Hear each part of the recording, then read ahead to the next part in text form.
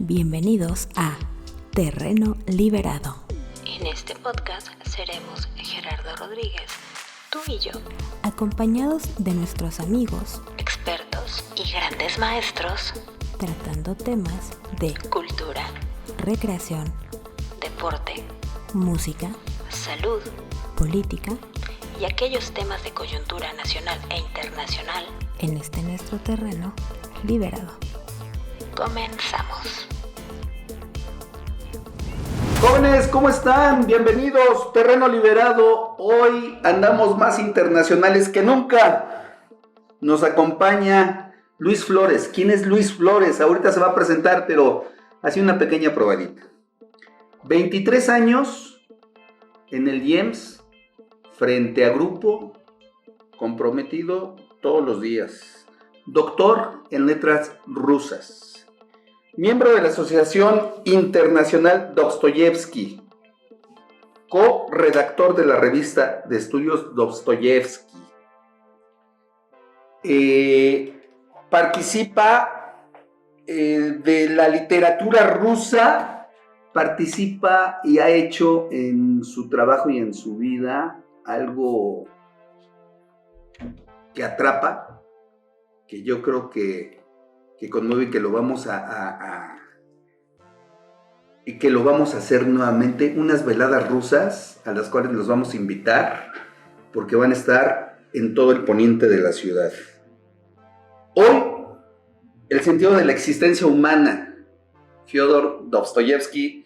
Luis Flores, ¿cómo estás? Bienvenido a Terreno Liberado. Terreno Liberado es tuyo. Muchas gracias por la invitación. Esta plática la teníamos pendiente desde hace mucho tiempo, largo tiempo, que por cierto, ahí donde la platicamos nos iban a correr por hacer, imprimir aromas. Estábamos para el auditorio en vivo y para todas las redes, estábamos en un restaurante, les platico, ¿te acordarás? Sí. Estábamos en un restaurante y por ahí llegó una amiga a hacer sus empachos y enjuagues y metió aroma en el restaurante. Bueno, pues que se para una señora que dijo, y usted me echó a perder la comida. Bueno, sí, muy cierto.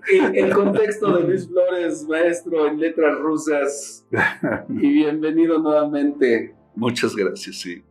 Terreno Liberado es tuyo.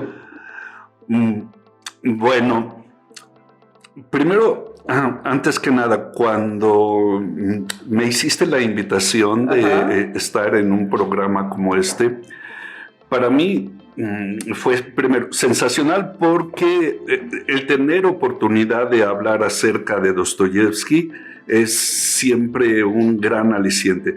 Para mí, Dostoyevsky es buena parte de mi vida. Dostoyevsky es, según mi criterio, el más grande escritor de todos los tiempos. Escribió una obra fenomenal llamada Los Hermanos Karamazov, que yo la considero la mejor novela de todos los tiempos, pero no solamente soy yo.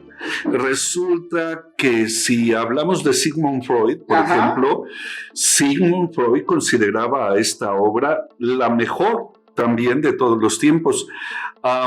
Resulta que Juan José Arreola decía lo mismo acerca de esta obra y afirmaba que él todos los días se ponía a leer distintos fragmentos de las obras de Dostoyevsky. Jorge Luis Borges amaba las obras de Dostoyevsky. Sí. Bueno, Nietzsche alguna vez llegó a comentar que nadie le había enseñado tanto de psicología como Dostoyevsky, y yo diría que seguramente Nietzsche se quedó corto, porque yo tengo la sensación de que Nietzsche aprendió muchísimo más de otras cosas, no solamente de psicología, con la lectura de Crimen y Castigo y posteriormente la de Los Hermanos Karamazov. De hecho, sabemos que Nietzsche escribe después Así hablaba Zaratustra, y que aparece la idea de el hombre el superhombre, después de que Dostoyevsky ya había escrito su Crimen y Castigo. Ya había trascendido ahí. Claro. Sí. Aun cuando Nietzsche afirma que él lee Crimen y Castigo después de haber escrito Zaratustra, pero yo al respecto tengo mis sospechas de que probablemente no fue del todo honesto al decir eso. Como quiera que sea, Dostoyevsky hoy por hoy es uno de los más grandes escritores. Afortunadamente, cuando se habla de un escritor, nunca podemos afirmar 2 más 2 son 4 y ya, y decir claro, este es el más grande. Esa afirmación la hago yo porque pues, amo entrañablemente a este autor. Y por cierto, hablando de otros que también amaban entrañablemente a Dostoyevsky, nos encontramos con Albert Einstein. Albert Einstein, que tenía la obra de los hermanos Karamazov como una de sus 5 obras preferidas. Quizá la obra preferida por él, la número 1 quizá, pero lo que llama la atención de Albert Einstein es que alguna vez llegó a comentar que ningún científico, absolutamente ningún científico le había aportado tanto a él para el desarrollo de su teoría de la relatividad como lo hizo el escritor Dostoyevsky. Yo no sé qué era. Me tienes que dar esa conexión porque no la encuentro. Te la voy a dar con mucho gusto, pero es bastante significativo que Einstein haya afirmado tal cosa, que unas obras literarias le hayan dado más para el desarrollo de su teoría que los propios científicos que pudieran haber sido el antecedente de Albert Einstein y esta teoría. Y él habla sobre todo de los hermanos Karamazov. Y al hablar de los hermanos Karamazov, él menciona que, bueno, como lector a él le interesa menos el estar hablando de la calidad de la obra, de las características formales de la obra, no, sino de encontrar qué tiene de especial, quizá de inusual, una obra que le pueda dar un giro a sus propios pensamientos. Y eso él lo encuentra en los hermanos Karamazov. Y muchos especialistas se quiebran la cabeza tratando de encontrar el misterio de por qué Albert Einstein llega a hacer tal afirmación.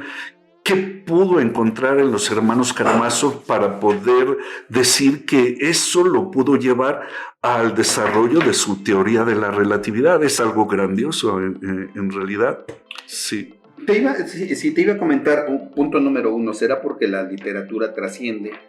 Te lleva a campos más allá, diría Berenjena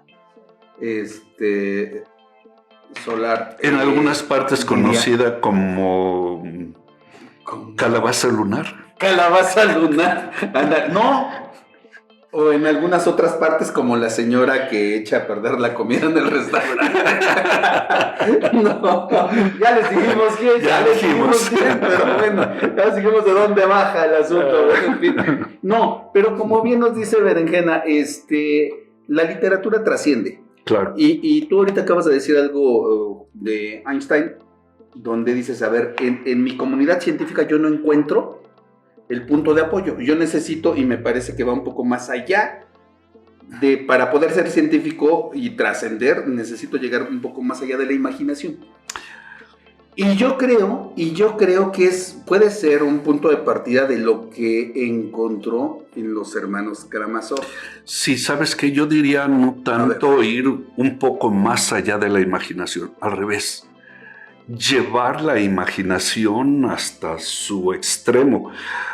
O sea, Albert Einstein se pudo basar en diferentes ideas que lo llevaron al desarrollo de su teoría y sobre todo que le pudieron dar una pauta, una clave para poder entender lo que posteriormente sería la teoría de la relatividad. Un ejemplo podría ser las ideas de Lobachevsky acerca de que las líneas paralelas en un punto del universo se llegan a cruzar. Uh-huh. Y evidentemente, si esto es posible, es porque de alguna manera la teoría de la relatividad en esa parte del universo funciona de tal forma que permite que efectivamente las líneas paralelas se lleven a cruzar, y esto es por un fenómeno debido a que está relacionado con la gravedad. Y podría ser una cuarta dimensión, el espacio-tiempo y aquella imagen cónica de exacto.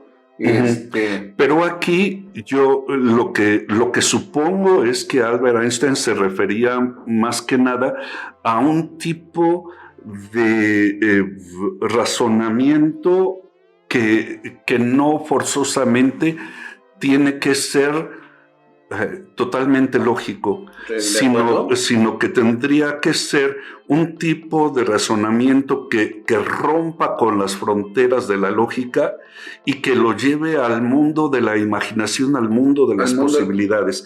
Y eso es la literatura. Fantástico. Y eso es la literatura, y eso es lo que le da yo lo que supongo, y esto es solamente una idea personal, es que cuando Albert Einstein lee una parte de Los Hermanos Karamazov, en donde uno de los personajes, Iván Karamazov, tiene ciertas alucinaciones y ve a un demonio, a un diablo, el diablo se le aparece y le empieza a preguntar y empieza a cuestionar el mundo de las ideas de Iván Karamazov, y entre las cosas que le dice es, por ejemplo, que se conoce una anécdota de un hombre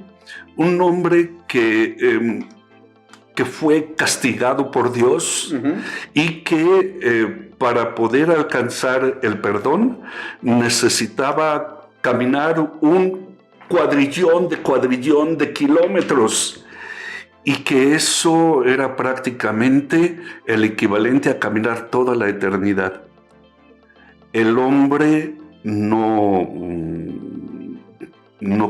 quiso hacer ese camino porque era algo imposible, entonces no encontraría el perdón de ninguna manera, pero se rebeló en contra de esta situación y se mantuvo durante miles de años sin hacer absolutamente nada, hasta que un día dio el primer paso.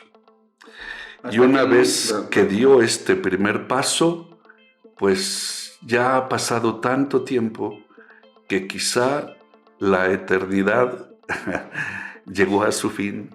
Quizá a estas alturas ya alcanzó ese perdón después de haber estado caminando tanto y tanto y tanto tiempo. ¿Puedes hablar de trascendencia?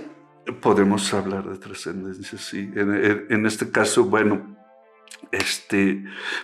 por cierto, una de las ideas de Dostoyevsky, ya que estamos hablando de trascendencia, es que el ser humano está destinado a trascenderse a sí mismo. Para él, la idea fundamental es que todo ser humano, e insisto, todo ser humano, no alguno, tiene que llegar a contener en sí mismo la divinidad. Uh-huh. Como alguna vez, según afirmación de Dostoyevsky, ya lo hizo Cristo, y cuando lo hizo Cristo, entonces él demostró que en el cuerpo humano puede caber la divinidad, y por lo tanto, todo ser humano, para trascenderse a sí mismo, tiene que contener esa divinidad. ¿Qué significa esto? Que debe ser con el tiempo capaz de transformarse en Dios. Esa es como que su máxima idea. Aclaro, Dostoyevsky es un escritor creyente. Ajá. Un escritor religioso. Sí. Él profesaba la religión cristiana ortodoxa y como buen cristiano él creía que el hombre tendría a través de su propio trabajo, de su propio esfuerzo, que llegar a convertirse en ese Dios, o sea, en una especie de Cristo. Uh-huh. Y si él llegaba a transformarse en una especie de Cristo, entonces los parámetros morales, los parámetros acerca de lo que es el bien y de lo que es el mal, tendrían que ser también trascendidos de muchas maneras, porque entonces tendríamos que hablar de que todo ser humano que alcanza ese nivel debiera entender que está obligado a arrastrar detrás de sí a toda la raza humana. Dostoyevsky decía que el destino del ser humano era ser feliz. No nacer feliz, sino lograr la felicidad. Construirla, sí.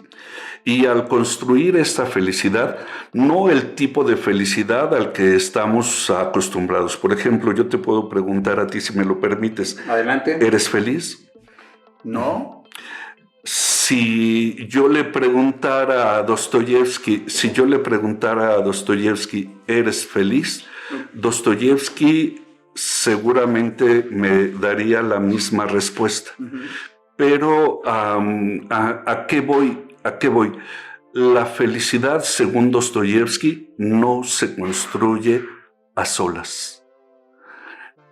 La verdadera felicidad no puede ser una felicidad a solas. O sea, no puede ser solamente una felicidad de pareja. Nos llevamos bien, hemos construido una vida maravillosa, nuestra relación no tiene ninguna quebradura, absolutamente no. Dostoyevsky no va por ahí. Si hablamos del concepto de la felicidad, Dostoyevsky decía: moralmente hablando, no podemos nosotros decir que una persona pueda ser feliz si alrededor de nosotros no existe tal. Existe la infelicidad. Así es. No puede ser. Entonces, moralmente hablando, esa felicidad se tiene que construir, pero se tiene que construir para todos. Para todos. Y si hay alguien a mi alrededor que es infeliz, yo estoy obligado a trascender, a ser lo suficientemente luminoso como para decir, a través de esta compartición de la luz, de hacer que la persona que es infeliz pueda entender que la verdadera felicidad o la infelicidad no puede ser de ninguna manera algo que se viva individualmente. Es que si vives individualmente, entonces entiendo, estarías cayendo en el castigo de ser egoísta, ególatra. Sí. Y dos. Claro. Tendrías que estar construyendo tu propio universo, tendrías que vivir para ti y no estarías formando parte. Pero ahí está la contradicción. A ver. O sea, formar tu propio universo es solamente una ilusión. No, así es. Porque el universo solamente se puede conformar con la suma de todos. La suma de individuos. Y entonces tienes razón en tu planteamiento. Para Dostoyevsky, la verdadera felicidad es la felicidad compartida. Así es. Y si en todo el planeta Tierra hay personas que sufren, y esta es la máxima moral, si hay personas que sufren en todo el planeta Tierra, entonces yo no me puedo atrever a decir que soy plenamente feliz. No puedo. Moralmente no tengo el derecho a decir que soy feliz cuando veo a mi alrededor gente que está sufriendo. Y entonces, construir la felicidad, ¿qué cosas implica? Para eso se necesita ser, según la concepción de Dostoyevsky, una especie como de Cristo. Y en ese sentido, ¿qué es Cristo para Dostoyevsky? Es el máximo ejemplo de el amor total que es capaz de entregarse a los otros sin pedir absolutamente nada. Entregarse totalmente en nombre de la felicidad de los demás. Si yo no soy capaz de entregarme en favor de esa felicidad común, de ese bien común, entonces soy falso. Entonces no puedo hablar de una felicidad verdadera, porque si yo soy en mi burbuja, en mi supuesto universo, feliz mientras los demás sufren, pues estoy jodido. Oye, pero a ver, Luis, ¿qué pasa cuando entregas toda esa construcción social? ¿Qué pasa cuando tú lo das, pero del otro lado se recibe de manera... Te voy a platicar una anécdota de cómo creó Dostoyevsky una de sus grandes novelas. Me refiero a El idiota.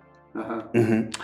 Dostoyevsky lee una obra, un clásico de la literatura universal, que es una obra que muchos de nosotros amamos y que pocos hemos leído completa. Me refiero al ingenioso hidalgo Don Quijote de la Mancha. Sí. Dostoyevsky admiraba esta obra. Y entonces resulta que cuando él acaba de leer esta obra, lanza una expresión que es muy significativa y dice: es la obra más triste que jamás se haya escrito. La obra más triste. ¿Por qué razón? Porque resulta que el protagonista, el Quijote, el único que se interesa verdaderamente por el bien común, que hace malabares, que se entrega totalmente por ese bien común, es visto por todos los demás como un loco. Sí, lo hizo intencionalmente Cervantes así, y su obra no es meramente una crítica de las novelas de caballería y de los lectores de estas novelas. Pues Cervantes es un escritor muy inteligente y seguro que no se quedó meramente en esa crítica. Entonces, si la gente ve a este loco tratando de hacer el bien y resulta que siempre la riega en algo, que siempre su visión acerca del mundo está torcida, pues entonces habría que preguntarnos a nosotros mismos cuál es la versión no torcida del mundo. Si todos los que tienen la verdadera visión de ese mundo, lo único que hacen es preocuparse por sí mismos, burlarse del otro loco, dañar a los demás, entonces, a fin de cuentas, ¿quién está peor? Así es. Sí. Y Dostoyevsky dice que esta es la obra más triste que se haya escrito, simplemente por una razón. Porque después de todo, ese loco, ese aparentemente único loco de esta obra, es el único, moralmente hablando, que está tan por encima de los demás, tan preocupado por el bien de los demás, que es capaz de sacrificarse a sí mismo. Y entonces Dostoyevsky se plantea y dice: esto es como un Cristo. como un Cristo. ¿Qué pasaría si Cristo viniera, así como en la Biblia se promete que habrá una segunda venida del Cristo? ¿Qué pasaría si Cristo viniera en esta época? Él lo decía en el siglo XIX, pero lo podemos también aplicar para el siglo XXI. Si Cristo viniera en esta época y empezara a hablar y a actuar como lo hizo en su primera llegada, ¿qué pasaría? Dostoyevsky nos responde: lo veríamos como un loco. Así es. Como un loco. Nos burlaríamos de él, lo rechazaríamos. Y entonces Dostoyevsky dice: ups, voy a crear un tipo de personaje que sea positivamente hermoso. ¿Y qué es positivamente hermoso? O sea, para que algo sea hermoso y además positivamente, se necesita que moralmente sea tan bello que él con su sola presencia sea capaz de irradiar a los demás e influir en la gente que le rodea. Eso para él es Cristo, y eso para él es el príncipe Mushkin de El Idiota, de la novela El Idiota. Y entonces, al crear a este tipo de personaje, él al lector lo compromete, y lo compromete muchísimo. ¿En qué sentido? Cuando nosotros leemos a Dostoyevsky, no podemos permanecer como lectores que simplemente vamos de paso. No podemos. No. Te tienes que ir despojando, ¿no? Claro. Pero despojarse, ¿en qué sentido? O sea, abrirse totalmente y abrirse al tipo de mensaje, al tipo de planteamiento que nos está haciendo Dostoyevsky. O sea, ¿qué pasa con nuestra recochina vida? ¿Qué es lo que estamos haciendo nosotros y de qué manera nos responsabilizamos, no solamente por nuestra propia existencia, sino por la existencia de los demás? Si yo no soy capaz de responsabilizarme por la existencia de los demás, mi vida no tiene sentido. No tiene absolutamente ningún sentido. Aquel que va por la vida solamente preocupándose por sí mismo está desperdiciando el tiempo. Todos, absolutamente todos, tenemos la obligación moral de hacer algo por el bien de los demás. Eso es el príncipe Mushkin. Y el príncipe Mushkin, solo con su presencia, es capaz de despertar los más nobles sentimientos, las más nobles ideas de la gente que le rodea. O sea, estamos obligados a irradiar, a iluminar, ¿sí? Y si no somos capaces de iluminar, entonces algo está pasando con nuestras vidas. Algo tenemos que hacer porque no estamos cumpliendo con nuestra responsabilidad ante nuestros hermanos, los seres humanos. Oye, Luis, y entonces en esta visión que estás dando ahorita de Dostoyevsky, ¿cuál es el papel que juega el Sancho Panza en la actualidad? Bueno, Sancho Panza se deja ilusionar por Quijote. Habría que ver que Sancho Panza es más práctico, que se deja... ¿Es más inmediato? Sí, es cierto. Él en un principio no piensa en ningún ideal. Él no piensa en hacer el bien a los demás, a desfacer en tuertos, como dice el Quijote. No.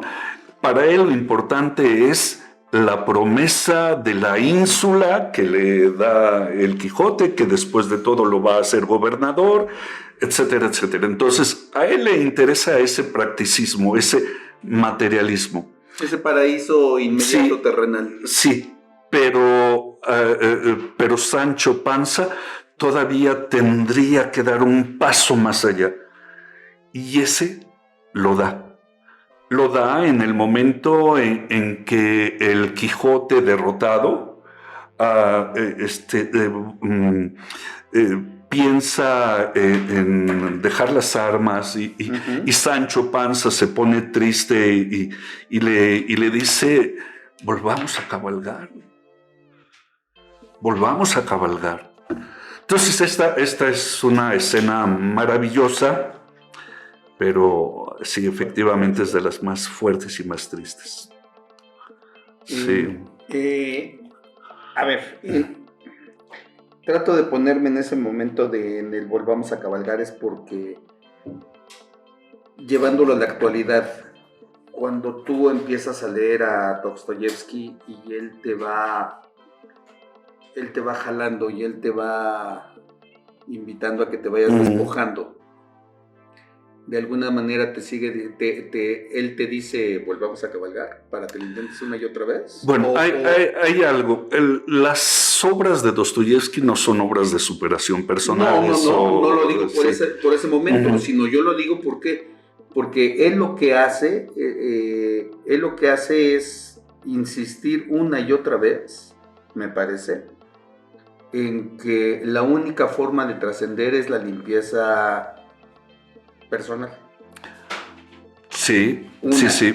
2, la única forma en que tú puedas caminar y cambiar el contexto es en la suma de voluntades o en la suma de individuos. No puede ser de una manera unilateral. Sí, permíteme, quisiera retomar un poquito esto de volvamos a cabalgar. Ajá. Porque además me parece maravilloso. Cuando Sancho Panza quiere reanimar a su amigo, ya no tanto su amo, su amigo, y lo incita para retomar las hazañas que él había estado intentando hacer.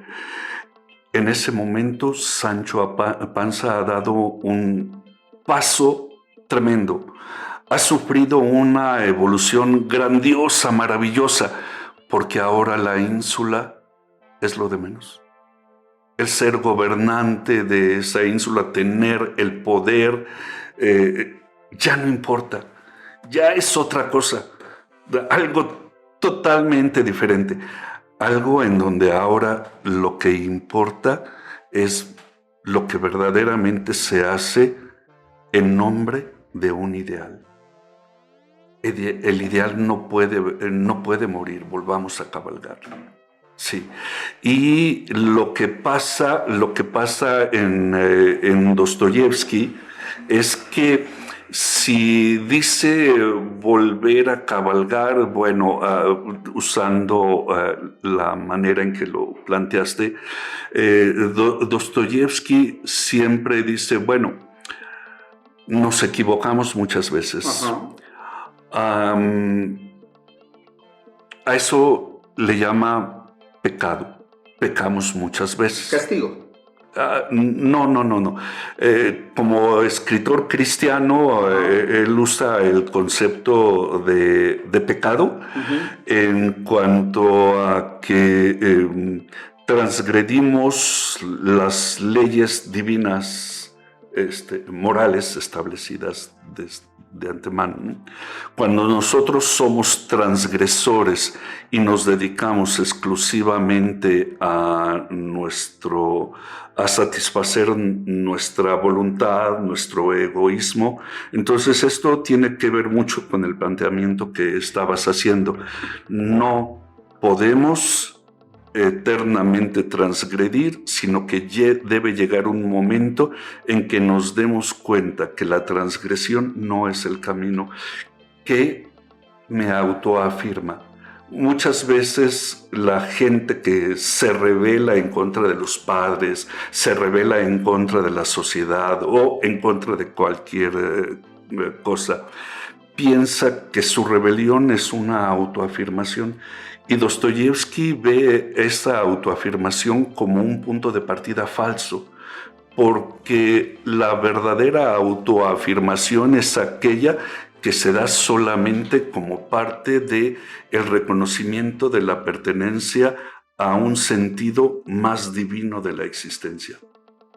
A recuperar el objetivo del cual hablabas hace rato, pero sí. Sí. A ver, si yo recupero ese objetivo y me voy a regresar, como tú hace rato decías, si yo recupero ese objetivo, lo dijiste, a ver, tú lo dijiste ahorita de una forma, hablaste un poco de divinidad y a lo que me quiero regresar, a ver si me explico, a lo que me quiero regresar es que ese objetivo tendría que ser según el cristianismo de Dostoyevsky para que tú puedas seguir caminando o tú, ahí yo ya me perdí. A ver, ahí yo ya me perdí. Para eso yo tendría que hablarte de la idea de Dostoyevsky de cómo se da el desarrollo de la sociedad humana. Ajá. Sí. Sabemos que durante algún tiempo se entusiasma por las ideas del socialismo. No del socialismo a la Marx, sino al estilo de Fourier. No, incluso sí llegó a pensar en algún momento de su vida en cuestiones revolucionarias. Sí, incluso toma de armas. Bueno, pero eso fue en su juventud. Bueno, posteriormente evoluciona y él, como cristiano, da un giro radical a las ideas del cristianismo. A lo que voy es que ningún sacerdote, ni católico ni ortodoxo, tiene las ideas que Dostoyevsky tiene acerca del cristianismo. Sí.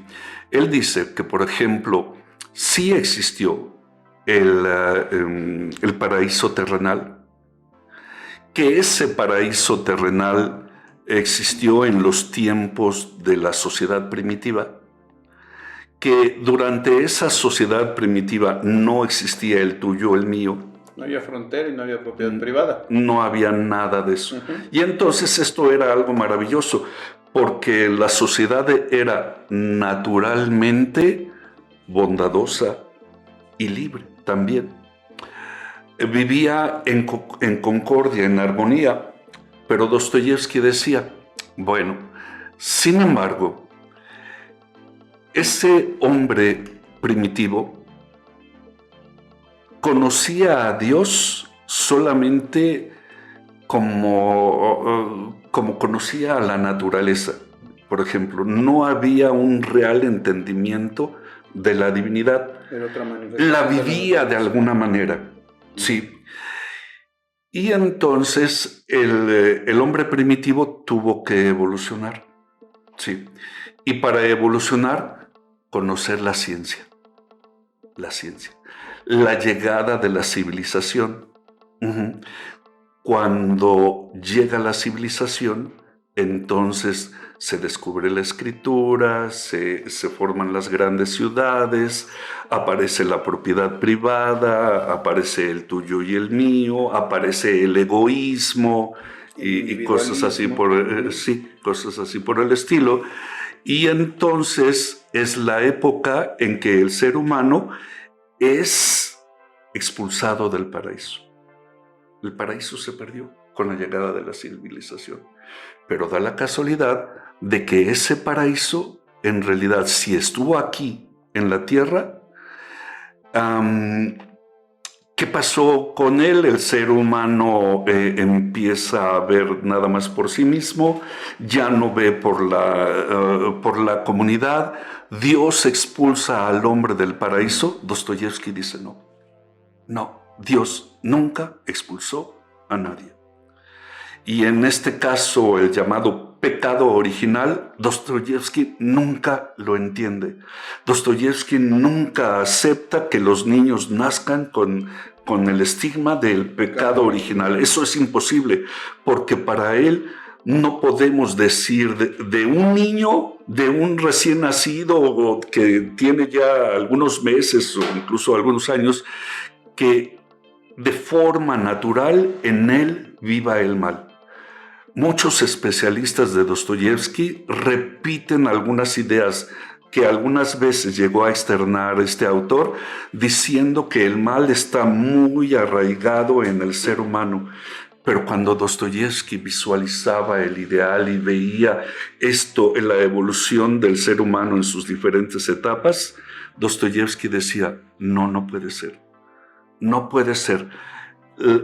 El niño es bondadoso por naturaleza y solamente la civilización, el conocimiento lo corrompe. Pero Dostoyevsky dice, sin embargo, el conocimiento, la civilización es un mal, sí, pero un mal necesario por el cual tenemos que pasar todos. ¿Por qué razón? Porque la ciencia misma es necesaria hacia también. la sociedad o la sociedad al conocimiento.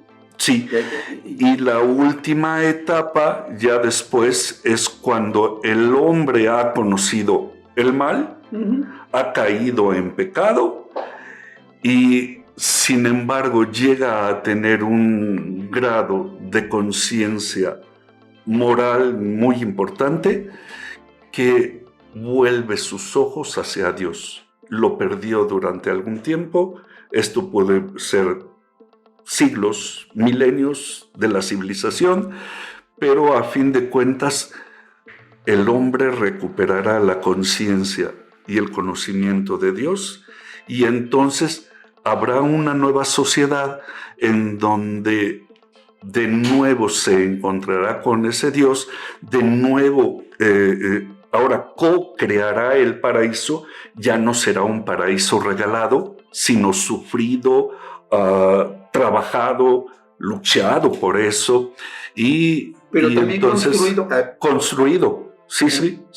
Y para eso, para Dostoyevsky esto es lo más importante. El ser humano se vuelve en el realizador de la imagen que tiene Dios acerca del objetivo de la existencia del hombre. Sí, entonces, al ser co-creador, lo realiza esto, pero con plena voluntad, con plena conciencia. Entonces ya no hay un paraíso que desde su nacimiento fue regalado, sino que ahora es un paraíso sufrido, construido y merecido a través de ese sufrimiento y a través pues de toda la suma de lo que las aportaciones de la raza humana en su totalidad. Y discúlpame si no lo entiendo ahí, pero entonces cuando el ser humano hace todo lo que estás diciendo ahorita, sufrido, construido y demás, asimilado y lo pone, entonces también ahí el ser humano está a la par o se está igualando, se quiere igualar a... porque a final de cuentas, mismo. Pues sí, porque a final de cuentas, Muy bien, estoy totalmente de acuerdo. Pero fíjate que aquí pasa algo muy importante. Durante este proceso que Dostoyevsky llama la civilización, el segundo periodo del desarrollo del ser humano, el hombre niega a Dios. Muchos se vuelven ateos y Dostoyevsky dice, está bien, todo esto es necesario. Quizá hay que llegar a la máxima negación para poder asimilar lo que es la máxima afirmación. En otras palabras, se necesita llegar a la mayor duda. Así es. Porque no puedes ser dogmático en tu aceptación de Dios y de la idea que tienes acerca del paraíso prometido. No puedes esperar un paraíso prometido que tú no hayas contribuido para construir. ¿sí? Y entonces Dostoyevsky nos plantea esto. ¿Qué necesitamos hacer? Merecer este paraíso, hacernos uno con la voluntad de Dios. Porque para Dostoyevsky esa es la voluntad de Dios. Sí, construir ese paraíso, ya no tenerlo regalado por parte de los seres humanos. Y para construirlo, Dostoyevsky, al estilo de Marx, dice, tienen que desaparecer los estados. Pues claro. Tienen que desaparecer los países. Y el mundo entero se tiene que transformar en una especie de iglesia. A ver, ¿en qué sentido el mundo se tiene que transformar en una iglesia? En el sentido de que todo el mundo tiene que ser considerada como una zona sagrada. Me explico. Si el mundo no es para ti una zona sagrada, entonces eres capaz de ser un depredador en ese mundo, de destruirlo. ¿Qué estamos haciendo con este mundo? ¿Qué estamos haciendo con las relaciones entre los seres humanos? Las guerras... En este sistema capitalista somos una bola de ateos, entonces.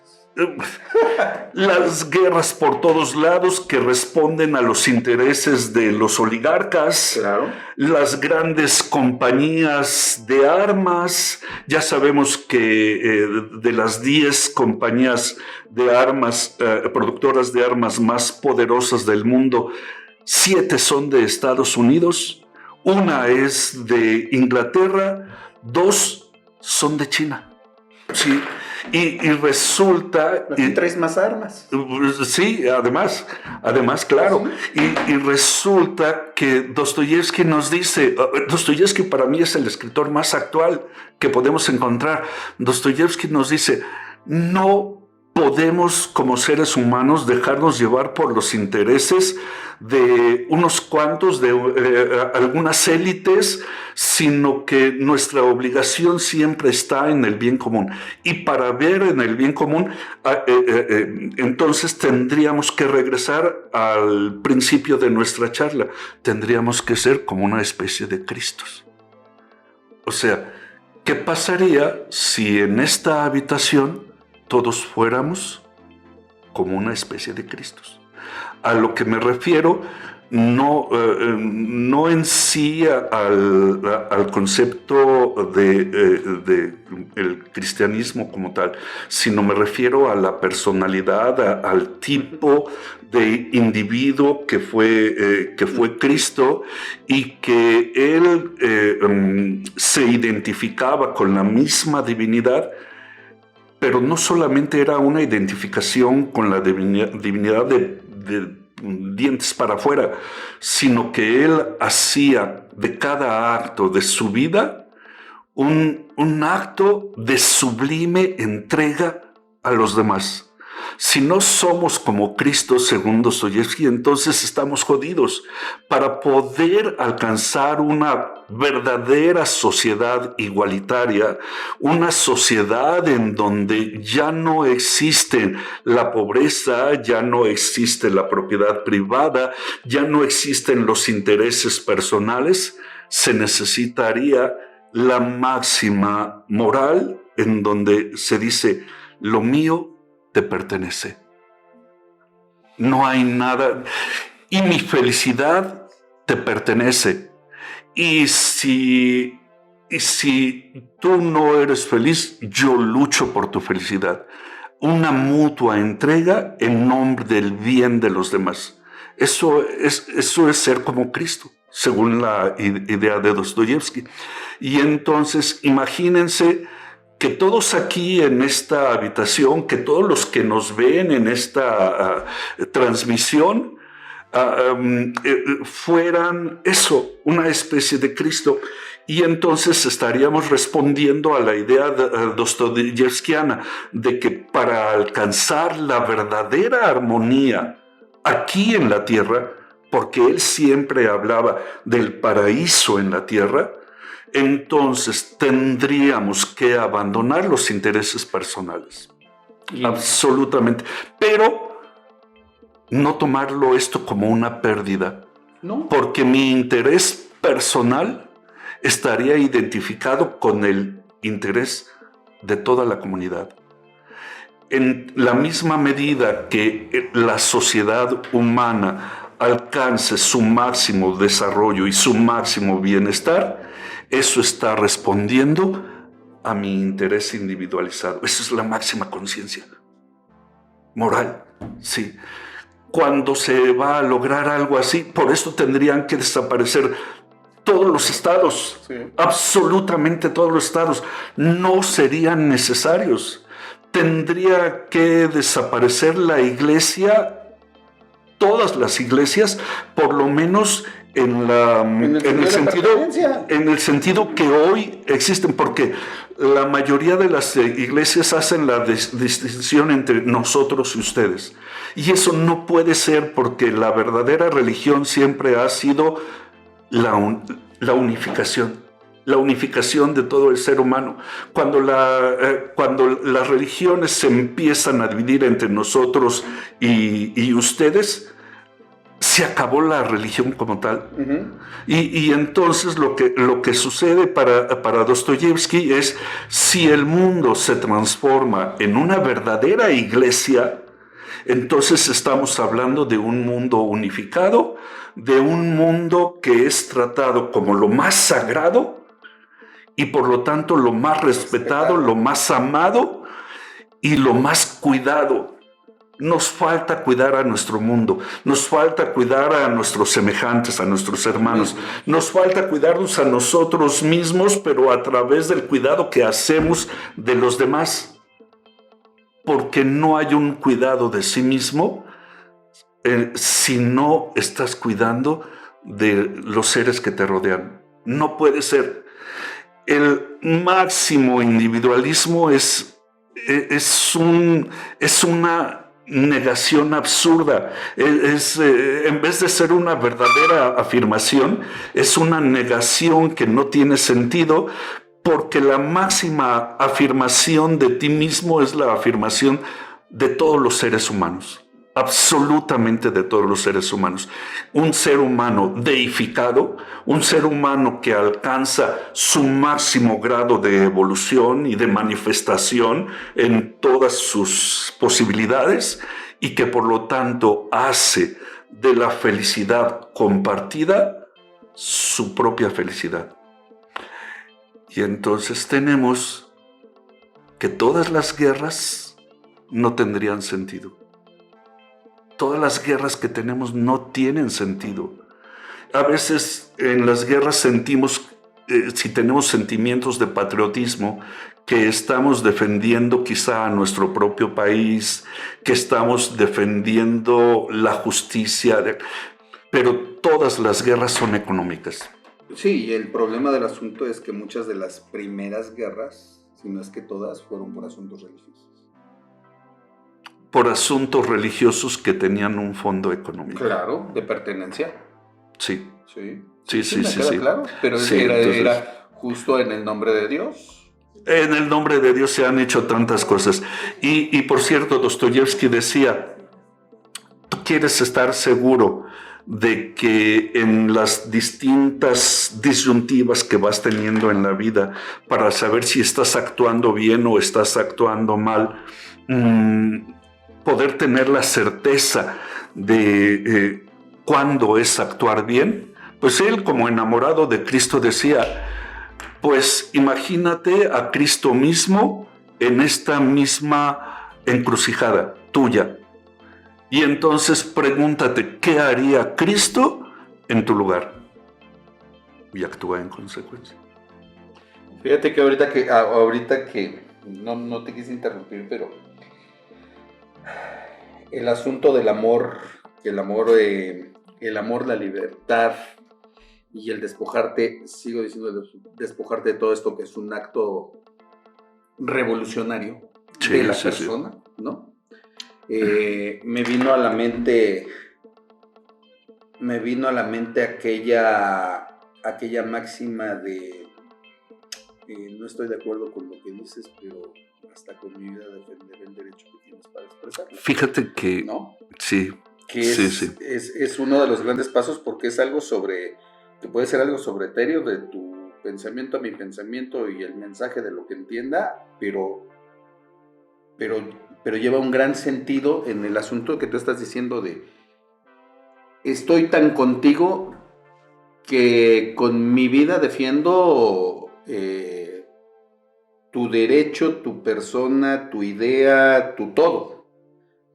No en el sentido estricto, sino en el sentido más amplio que pueda ser de la comprensión del contexto en el que estamos los dos. Sí, fíjate que bueno, esa frase muy conocida, para hablar de la más grande libertad de palabra, la libertad de expresión y el no forzosamente estar de acuerdo con lo que dicen los otros, y sin embargo respetar la individualidad del otro, muchas veces también nos puede llevar a muchas confusiones. Dostoyevsky, por ejemplo, decía que muchas personas honestas, honestamente podrían ser unos convencidos del nazismo. Y como convencidos del nazismo, honestamente podrían llegar al asesinato y honestamente sentirse superiores a los demás, simplemente porque pues son honestos, ¿no? Y cuando tú mencionaste que esto es revolucionario, después de todo, las ideas de Dostoyevsky sí tienen una muy alta dosis de revolución, pero creo que uno de los principales problemas con las revoluciones es que en buena medida esas revoluciones no lograron la más grande revolución, que es la revolución del espíritu. Sí, yo no me estoy refiriendo meramente a una revolución de las ideas, estoy yendo más allá, porque la revolución del espíritu implicaría la imposibilidad de elegir algo que conscientemente sabes que daña, ¿sí? De elegir el mal por encima del bien. Esa sería una verdadera revolución del espíritu. O sea, cuando tu máxima manifestación de tu libertad es teniendo la posibilidad de elegir entre el bien y el mal, inevitablemente elegir siempre el bien, pero como un acto de tu voluntad consciente. Claro. Sí. Y para Dostoyevsky esto es fundamental. Entonces, sí, yo puedo respetar mucho tu idea, aunque no esté de acuerdo, y respeto tu libertad para expresarla, pero cuidado con el tipo de ideas que a veces se expresan. Entonces, para Dostoyevsky, la verdadera libertad solamente se logra en la misma medida en que eres capaz de albergar en ti libremente a la divinidad. Cuando tú ya te transformas en eso, en una especie como de Dios. Sí. Pero yo hago una aclaración, porque muchas veces dicen, Dostoyevsky a mí no me toca. No me toca porque Dostoyevsky es un pensador, un escritor religioso, y yo no soy creyente, yo no tengo que ver absolutamente nada con eso. Y yo lo que digo, pues no, Dostoyevsky será muy creyente, será muy religioso, pero si vemos lo que es el verdadero sentido de la religión, entonces tendríamos que tomar las cosas que nos está diciendo Dostoyevsky de la manera en que realmente importa. Lo que importa es, en dado caso, la consecución a través de nuestro esfuerzo unificado de ese paraíso terrenal. Y si tú crees en Dios o no crees en Dios, cámbiale los términos. Claro. No hables de Dios, no hables de Cristo. Pero sí estás obligado moralmente a no dañar. Moralmente estás obligado a elegir el bien por encima del mal si verdaderamente eres libre. porque a fin de cuentas el mal esclaviza. No hay de otra. Y la cuestión es que para Dostoyevsky alcanzar el objetivo que Dios tiene trazado para el hombre, a eso se le llama historiosofía, debe ser realizado con plena libertad de los seres humanos. Y esa plena libertad nos debe de llevar, a fin de cuentas, a ser ese tipo de seres humanos que no es capaz de dañar a los demás. Pero es que cuando lo deforman y te lo entregan como una supuesta libertad, es porque te lo entregan en una forma de dogma. Eso sucede durante la civilización, es cierto, sí. Y por eso en las obras de Dostoyevsky, qué bueno que lo mencionas, en las obras de Dostoyevsky, él mismo cuestiona los más fuertes dogmas de la religión. Eso a través de Iván Karamazov. Hay una escena maravillosa, Dios mío. Cuéntala. Una escena en donde Iván Karamazov le platica a su hermano, que es un seminarista, le platica lo que hace el ejército turco en la guerra ruso-turca con gente que no es militar. Por ejemplo, llegan 2 soldados turcos, esto lo platico constantemente porque además es algo central en las ideas de este autor. Llegan 2 soldados turcos y tocan a la puerta de una casa en donde vive una señora con su hijo que es todavía de brazos. Abre la puerta la señora está con su hijo en brazos y los soldados turcos ven al niño y le empiezan a sonreír. Se están riendo con él, el niño está feliz también riendo con ellos y uno de los soldados saca su pistola. Saca su pistola y empieza a juguetear en la cara del niño con su pistola. Y el niño, cuando está en pleno éxtasis, el soldado dispara. Y entonces dice uno, ¿qué pasó aquí? El soldado dispara y la escena es lo más artísticamente lograda. Desde el punto de vista de la literatura, es una obra, es un momento artístico increíble. No se le puede hallar punto en donde diga, esta escena no está bien lograda. Pero además, desde el punto del jugueteo del soldado, esto también está muy artístico. Él se siente pleno, satisfecho, porque ha hecho reír al niño y el momento en que el niño está en pleno éxtasis le dispara al rostro. Y entonces Iván Karamazov le pregunta a su hermano Alyosha, oye,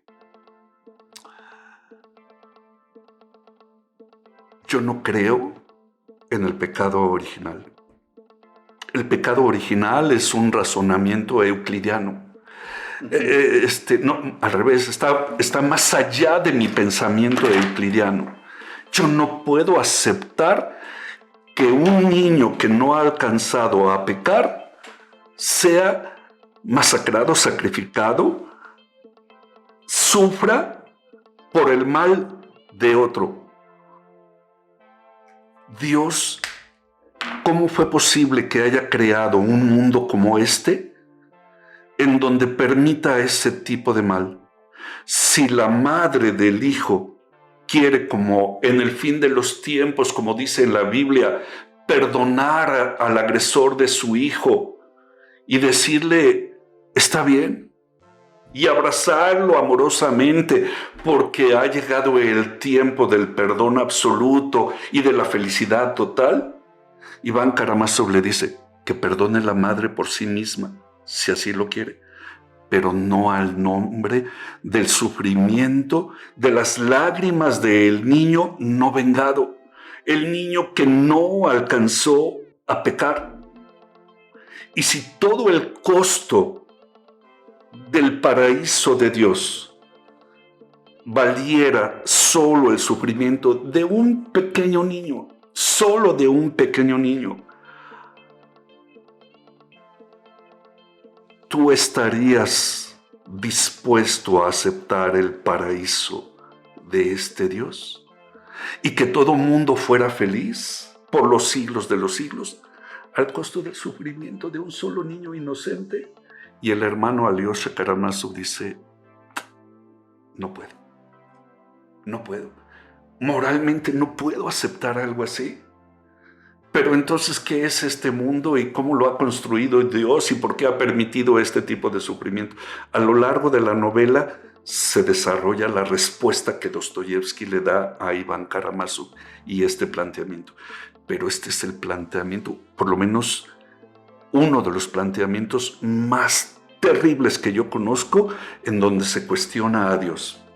Y esto es tremendo, porque entonces Iván Karamazov le está diciendo a Dios, no acepto el mundo que has construido, no lo acepto.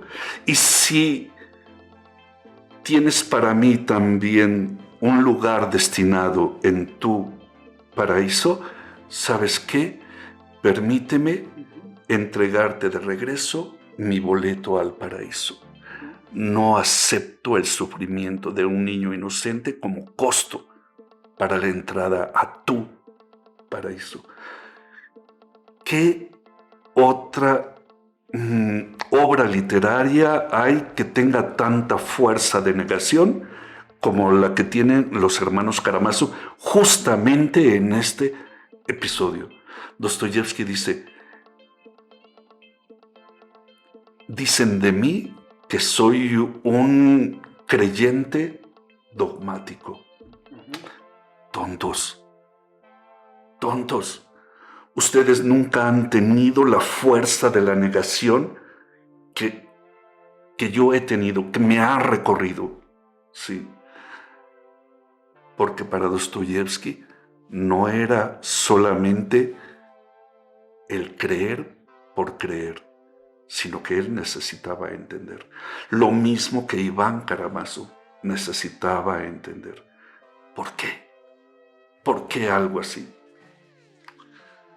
Entonces, esto... a ver, Luis. No puedo, se ha ido rapidísimo. No puedo de repente seguir porque tengo 50 cosas en la cabeza. Con Dostoyevsky siempre que lees te aparecen más de 50. Y lo relees y te aparecen más. Y te seguirán apareciendo más. Claro. Pero es precisamente porque vas llegando, como hace rato dijiste, a la máxima negación. Vas camino en eso para llegar a la máxima afirmación, ¿no? Creo. No. Se ha ido tan rápido este episodio y esta revolución que has venido a provocar aquí.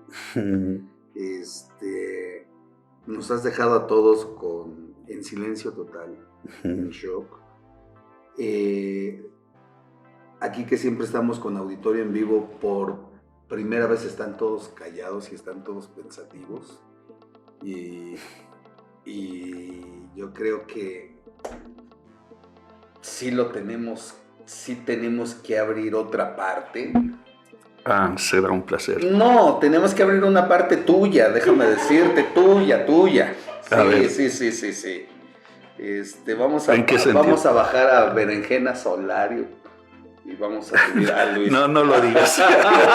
Se acabaron las carcajadas. No lo digas porque luego me van a reclamar. No, yo creo que tenemos que abrir esa sección. Porque realmente lo que tú has venido a mover ahorita, nada más en la presentación, está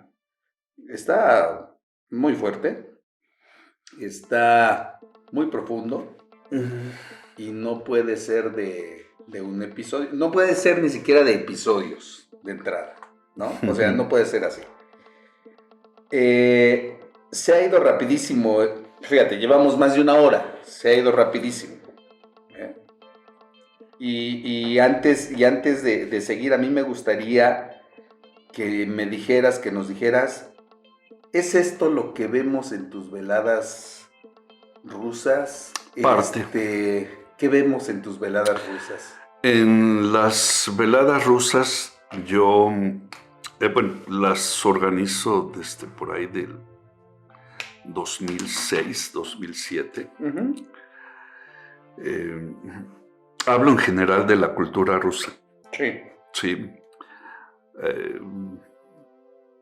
Luego, en nuestras veladas hay invitados, tanto mexicanos como rusos, ucranianos, para hablar acerca de la cultura rusa, pero la cultura en sus distintas manifestaciones. Así que tocamos temas no solamente de literatura, sino de música, de pintura, de historia. Bueno.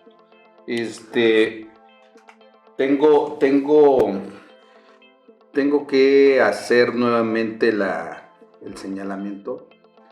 Sí, necesitamos a Luis aquí en Terreno Liberado. Terreno Liberado necesita a Luis, mejor dicho. Es más, Terreno Liberado, así como con Berenguena Solar, se va a ir al terreno de Luis.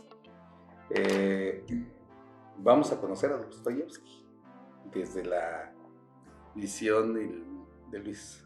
Me parece que va por ahí el asunto. Les comento que escribí un libro, estudié en la Universidad Estatal de Moscú, y para recibir el doctorado allá escribí un libro con el tema justamente del cristianismo de Dostoyevsky.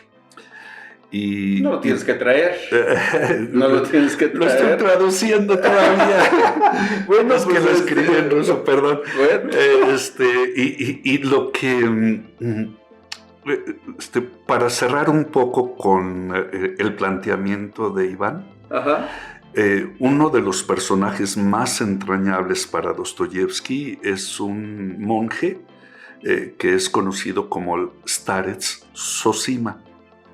Zosima, que es una especie como de guía espiritual del pueblo ortodoxo. Bueno, y este personaje, cuando escucha las dudas, las ideas de Iván Karamazov, que entre otras cosas afirma que si Dios no existe, y para él Dios no existe, si Dios no existe, entonces todo está permitido.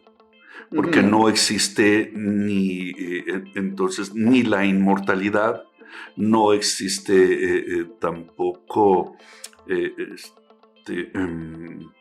el bien total. Bueno, y si no existe la inmortalidad, si no existe Dios, pues no hay ningún principio moral que me obligue a actuar bien. En consecuencia, claro. Y entonces el Starets Zosima, cuando escucha a Iván Karamazov decir eso, le dice: su alma y su conciencia son profundas. Y esta cuestión para usted se resolverá, se puede resolver solo desde el punto de vista religioso. No tendrá otro tipo de solución.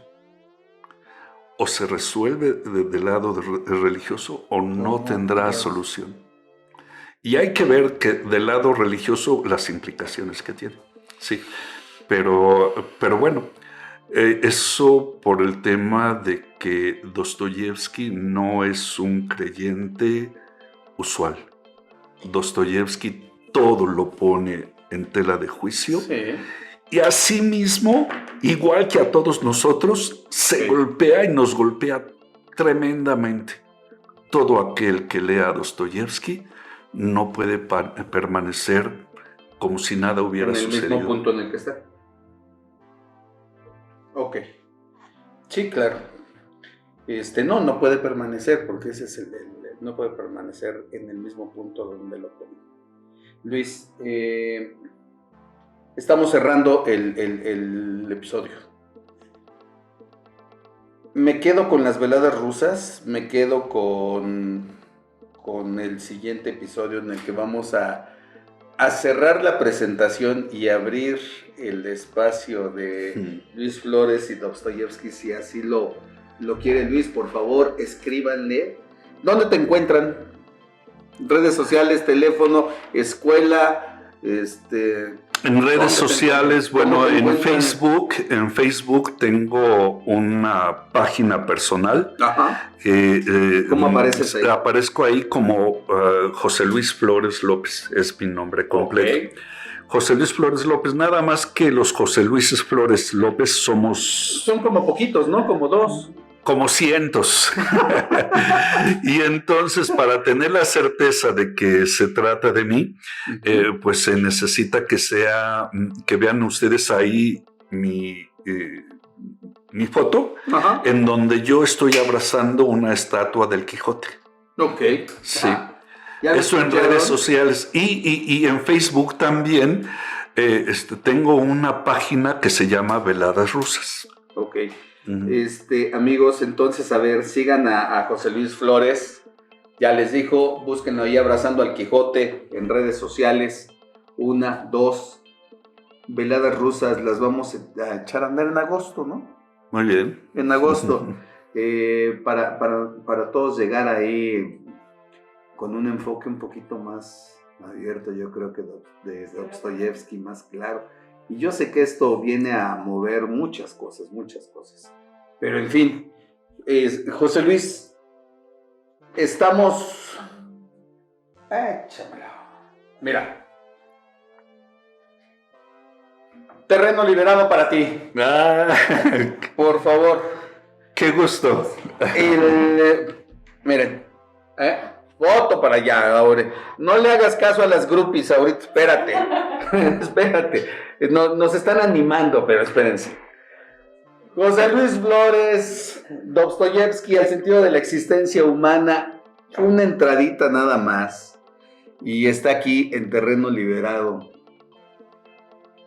¿Quieres cerrar con algo? Una de las cosas que a mí me gusta decir sobre la literatura es que el verdadero sentido de la gran literatura siempre es transformacional. Sí. No me refiero a obras de superación personal, ¿no? Que ahí su intención es otra cosa. No las que están en las tiendas de los tecolotes. Sí. Me refiero a esas grandes obras que trascienden a lo que el ser humano siente que es y nos lleva a más o menos al estilo de lo que decía filósofo alemán, que ahorita Nietzsche, acerca de la idea del superhombre. Sí, o sea, trascenderse a sí mismo. Pero trascenderse a sí mismo en realidad no es tanto una trascendencia, es más bien un verdadero encuentro. ¿Sí? Entonces la verdadera literatura nos transforma y nos lleva al verdadero encuentro con nosotros. Regresar al verdadero encuentro con nosotros y con el individuo sin el pecado original. Sí, ¿no? Sí. Ahí es. Sí, muy bien dicho. Pues, jóvenes, estamos en Terreno Liberado. Él es José Luis Flores. Yo soy Gerardo Rodríguez. Por favor, pórtense mal. Cuídense bien. Uno diciendo. Nos vemos en Terreno Liberado.